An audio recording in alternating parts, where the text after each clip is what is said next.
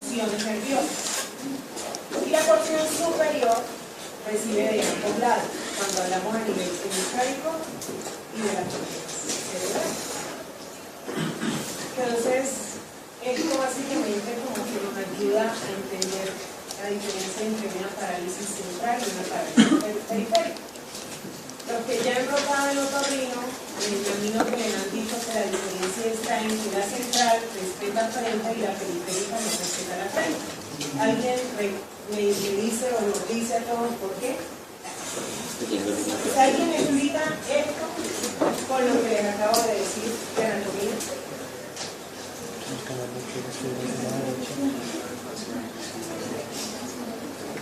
Claro, dijo, ponte de pie. Porque, digamos, el núcleo de... Pues en la vía, pues a nivel de la corteza, digamos, cómo empieza la vía del facial, entonces, digamos que en su parte motora, entonces, digamos, de la corteza llega a un núcleo que es el núcleo del facial, y ese núcleo que se encuentra a nivel de, creo que es el puente de la protuberancia. el público. ¿Cómo? La protuberancia.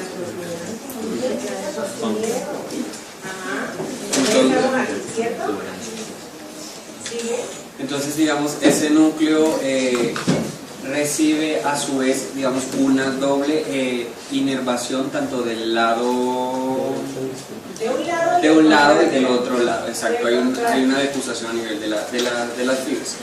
Entonces, digamos que luego de ahí ya no hay más decusaciones ni nada, sino que el facial pues va atravesando lo que es el oído, la porción petrosa del temporal, llega al oído, de ahí pasa por la parótida, se divide en la rama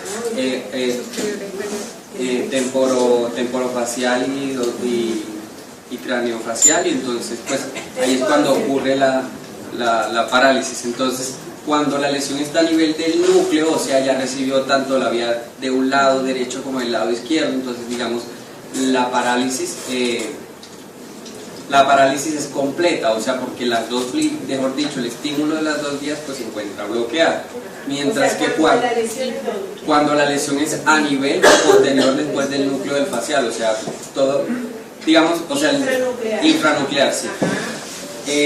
Y si es por encima de este núcleo, entonces digamos el otro lado puede compensar la función que realiza el facial en la parte craniofacial, entonces por eso se respeta cuando es central. Por eso. Pero me encantó eso porque dije, leíste. Pero la pregunta contraria.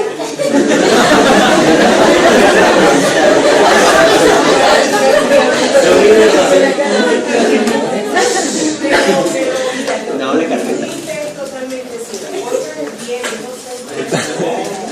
De pie, entonces,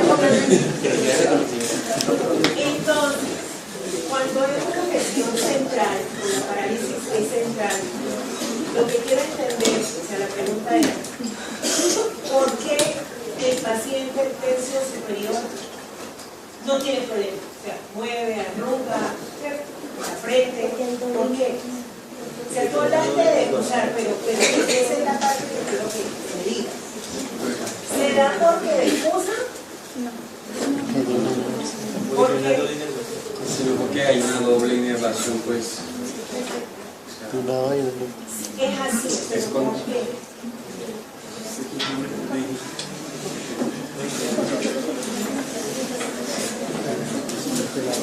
¿Ustedes cómo lo entienden?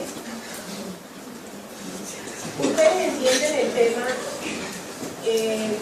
si hay una parálisis central, o sea, supranuclear, ¿cierto? Supongamos que sea del lado izquierdo, la lesión en el lado izquierdo. ¿Ustedes esperan una parálisis de qué lado?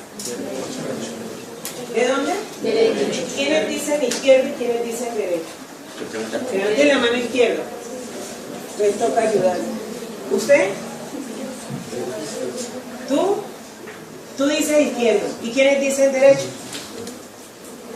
¿Y ustedes qué? ¿Nada? O sea, los que no. ¿Cuál era la pregunta?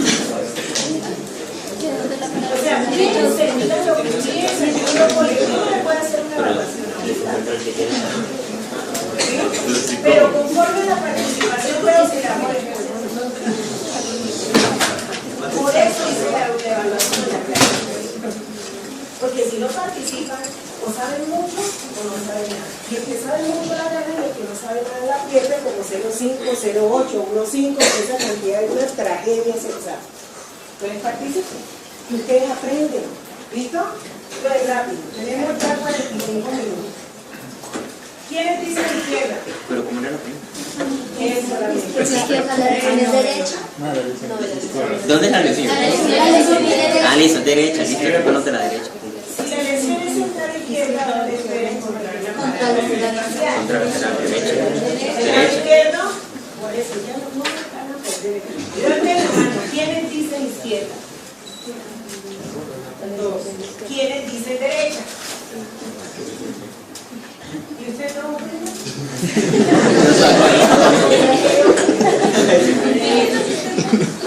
Bueno, uno de los que dice izquierda va a comentar. ¿Por qué?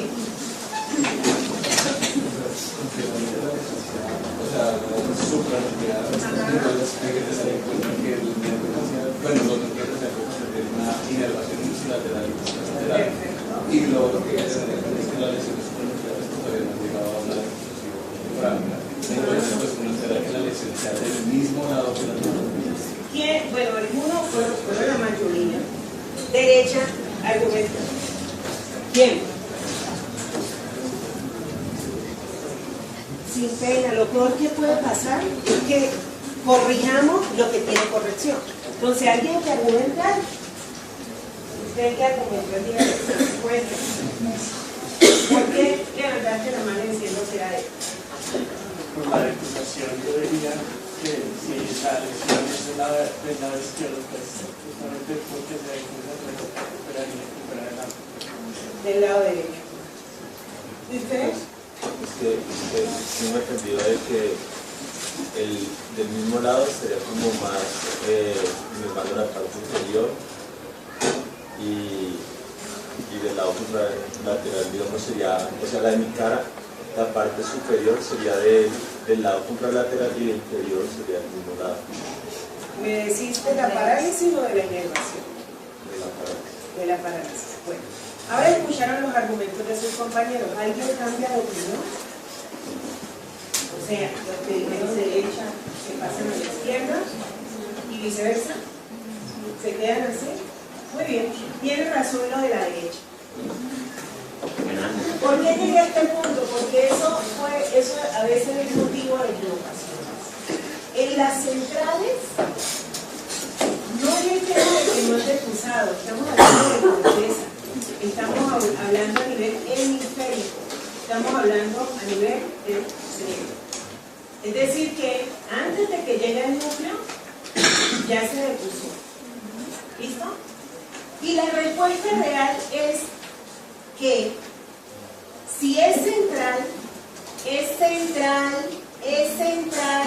acá. Es decir que del otro lado, supongamos que la lesión es aquí, ¿cierto? Muy bien. Cuando la lesión es aquí, él no tiene problema porque está recibiendo de este lado. Y si está recibiendo del lado contralateral, ojo con esto, cuando se recibe una inervación del lado contralateral, es para inervar la porción inferior de la cara. Porque el lado que superior está completo o no. ¿Está inervado o no? Sí, está inervado. Entonces, siempre en las centrales, si ustedes ven una parálisis o una falta de expresión de la cara en el tercio inferior izquierdo, siempre piensen que la lesión es derecha. Eso no pasa con las periféricas, en las cuales pueden ser parciales o pueden ser totales. Y ojo, depende. Entonces, arranco con el resumen del pasado. Entonces, ya como habían dicho los compañeros, sí, este no es el origen real. El origen real es a nivel del núcleo, que está en la protuberancia. ¿Cierto? Les presento la protuberancia, ustedes ven, y esta es la corteza que se hemisferio. ¿Bien? Perfecto. A partir de aquí, no, devuelve. Perfecto. Entonces, a partir de aquí vemos cómo recibe de un lado y recibe ipsilateralmente su fibra. Y además tenemos otras fibras que vienen como a reforzar el facial pero ojo, no en el núcleo del paciente. Y estar a nivel del músculo. Estas fibras son núcleo salival superior, la intratalámica, una rama del solitario.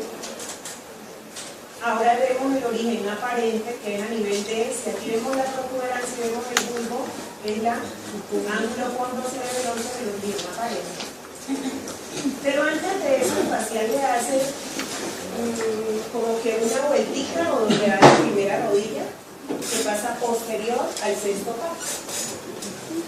Luego desciende, junto con él, sale y se encuentra en el camino al octavo, para luego entrar al conducto interno. Aquí encontramos que tiene un trayecto aproximadamente de unos 30 milímetros y la porción del facial siempre es superior, ¿sí?, y anterior.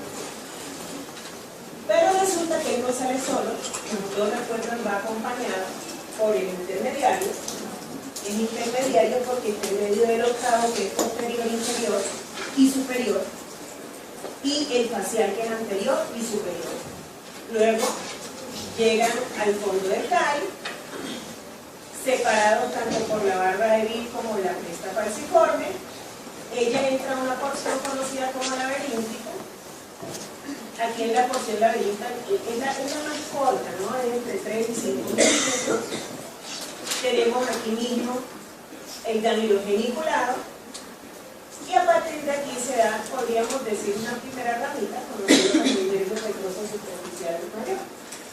Este petroso mayor sigue su trayecto, se encuentra con el profundo y van a continuar hasta el ganglio palatino y luego forman el mediano y aquí forman un complejito que sería lagrimal nasal palatino. Es de orden secretor. Aquí dejamos la primera rama, pero resulta que él también tiene una porcioncita que podríamos llamarla, todo esto es intratemporal, ¿sí? Pero aquí es, llamémoslo lateral y posterior, porque es la porción timpánica. A nivel de la porción timpánica tiene un trayecto promedio como de 15 milímetros. Luego hace otra rodilla para ubicarse en la porción mastoidea. Pero comenzando la porción mastoidea, él va a soltar una ramita, que uno va para el músculo del estribo, ¿cierto? Otro va a formar una ramita sensitivo-sensorial a una zona conocida como Ramsay Hunt, ¿sí? Que es todo lo que es parte de la membrana timpánica, ¿sí? Conducto auditivo externo, todo lo que es pabellón auricular, pongamos que unos 2 centímetros anterior e inferior del mismo.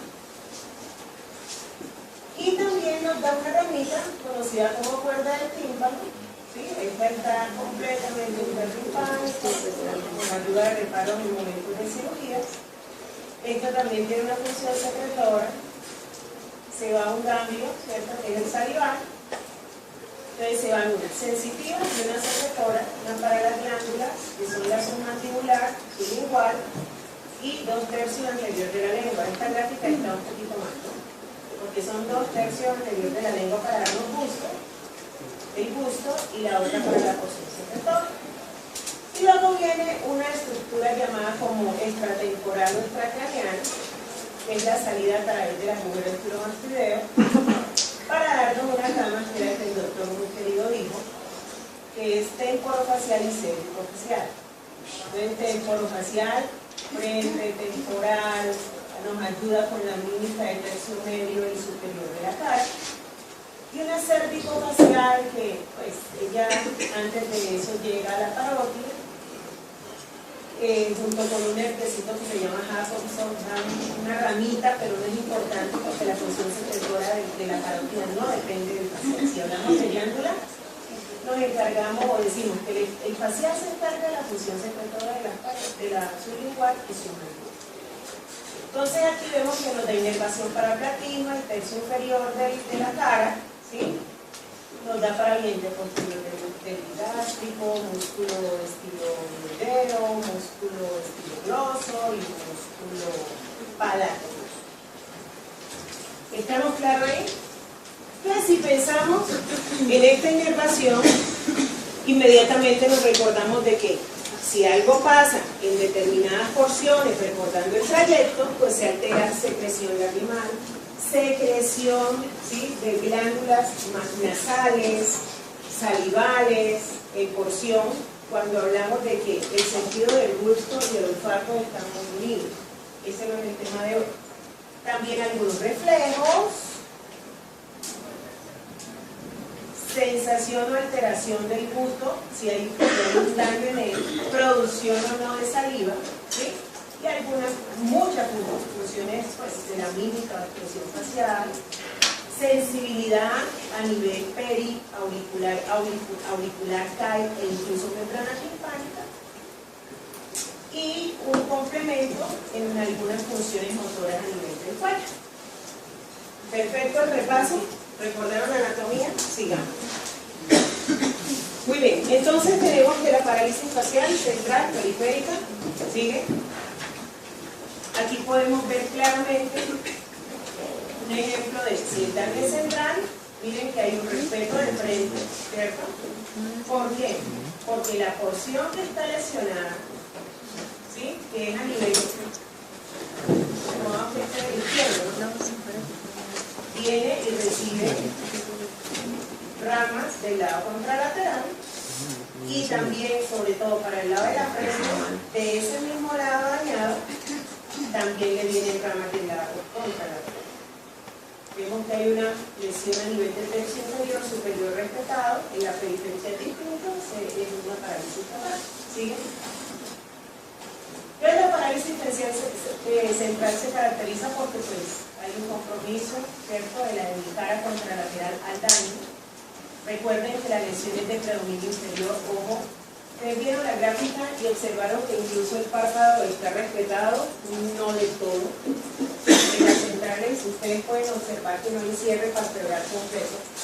Y a diferencia del facial es un dato importante, y es que en las centrales hay un cierre, pero más de tipo poquito motor, pero más reflejo. O sea que si ustedes intentan cualquier tipo de reflejo, ejemplo, corneal, ustedes pueden esperar con esfuerzo que haya un cierre palpebral.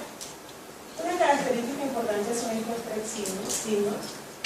El de Soukes, que es que el paciente cuando lo obligamos, o sea, si le decimos cierre los ojos voluntariamente es muy difícil. Pero ahorita les dije, si hay un reflejo, el hecho de que lo cierre y se evidencia la fuerza con el reflejo, las pestañas van a ser más largas del lado comprometido. ¿Okay? La otra, el fumador de pipa. Este es muy típico en pacientes incluso cuando están en estado de coma. O sea, es difícil que ustedes lo evalúen si está en coma. Decirle cierre, habla, simple, sonríe. Pero ustedes pueden observar que un paciente que de pronto no tenga una intubación mecánica total, puede encontrar que durante la respiración puede haber como un aumento en el volumen de la mejilla, ¿sí?, del lado contralateral. Y un cierre, perdón, el otro signo que es de Pierre-Marie-Coy, que es que del lado comprometido ustedes van a hacer una especie de presión detrás de la rama ascendente de la mandíbula y van a ver una expresión del lado que está sano. Es una expresión involuntaria. La característica principal, si decimos que es que hay una alteración contralateral al daño, una disociación automática voluntaria, y que cuando hablamos de complicaciones nunca va a haber un hemiespasmo facial, ojo con esto.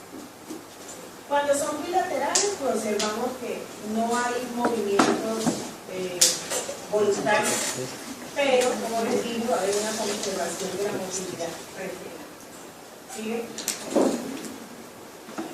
Aquí hay varios daños, quise mencionar para que recuerden.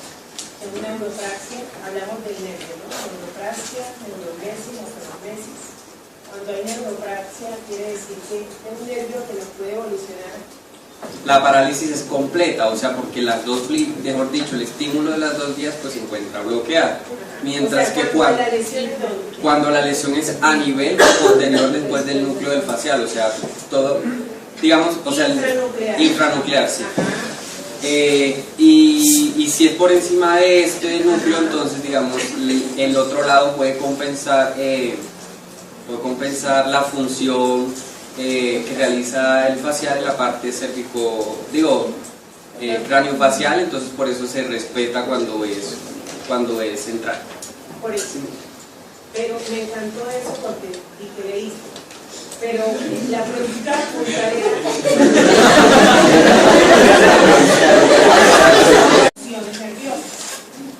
Y la porción superior recibe de ambos lados, cuando hablamos a nivel hemisférico y de la corteza cerebral.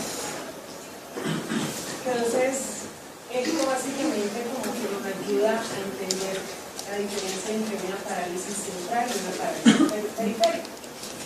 Los que ya han rotado el otorrino, en el camino que les han dicho que la diferencia está en que la central respeta la frente y la periférica no respeta la frente.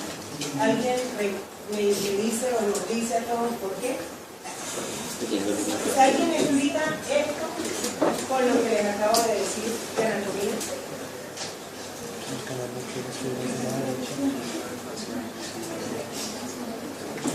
Claro, digo, ponte de pie. Porque, digamos, el núcleo de... Pues en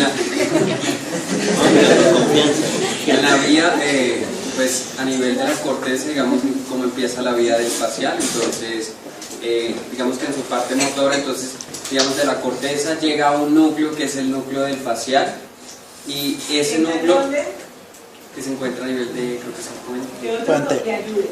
El público. ¿Cómo? La protuberancia.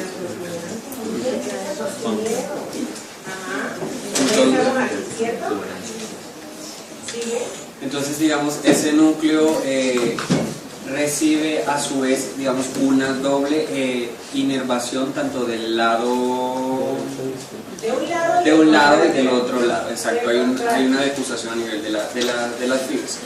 Entonces digamos que luego de ahí ya no hay más decusaciones ni nada, sino que el facial pues va atravesando lo que es el oído, la porción petrosa del temporal, llega al oído, de ahí pasa por la parótida, se divide en la rama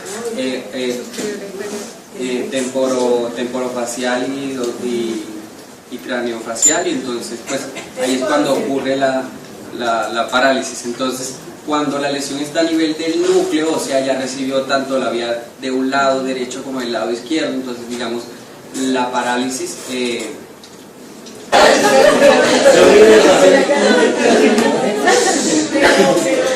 doble carpeta.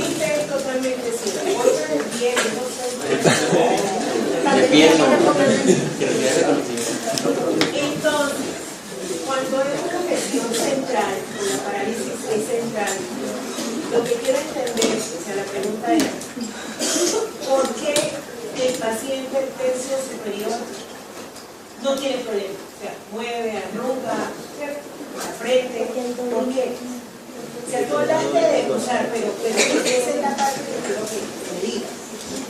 ¿Será porque defusa? No. ¿Por qué? porque hay una doble inervación, pues